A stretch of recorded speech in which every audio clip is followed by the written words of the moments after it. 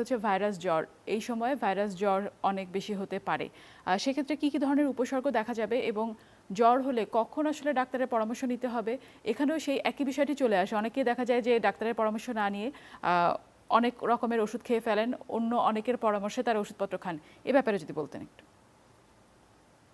হ্যাঁ, ভাইরাস জ্বর কিন্তু এমন একটা জ্বর যেটা যখনই সিজন চেঞ্জ হচ্ছে, হ্যাঁ, তখনই কিন্তু কিছু কিছু ভাইরাসে আক্রান্ত হচ্ছে। এর বেশিরভাগই হচ্ছে ফ্লু, বিভিন্ন ধরনের ফ্লু।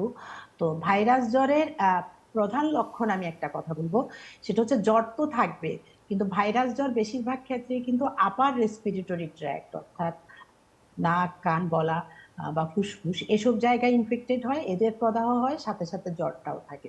তো যখনই দেখবেন যে সর্দি, কাশি, হাঁচি, নাক দিয়ে পানি পড়া, তারপরে আপনার একটু একটু শুকনা কাশি হচ্ছে, তারপরে গলাটা একটু বসে যাচ্ছে, এই ধরনের লক্ষণগুলা যখনই হবে তখন আপনি ভাববেন যে আপনি জ্বরে আক্রান্ত হয়েছেন। তো প্রথম 3 থেকে 4 দিন কিন্তু আমরা ভাইরাস জ্বর হিসাবে জ্বরটাকে ডায়াগনোসিস করে থাকি।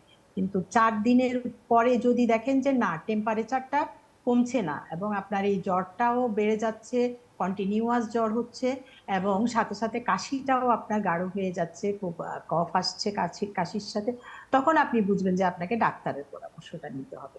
তার আগে পর্যন্ত প্যারাসিটামল ছাড়া আপনি কিন্তু কোনো ওষুধ ডাক্তারের পরামর্শ ছাড়া নিতে পারবেন না। আর সর্দি বা যদি হাঁচি টাচি হয় তখন একটু অ্যান্টিহিস্টামিন নেওয়া যায়।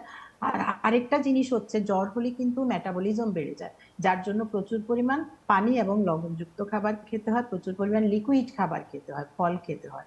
এগুলা খেলে আপনার আর পানি শূন্যতা হবে না এবং আপনি দুর্বল হবেন না। আর 3-4 দিন যে ভাইরাস জ্বর, এটার জন্য কোনো অ্যান্টিবায়োটিক খাওয়া যাবে না।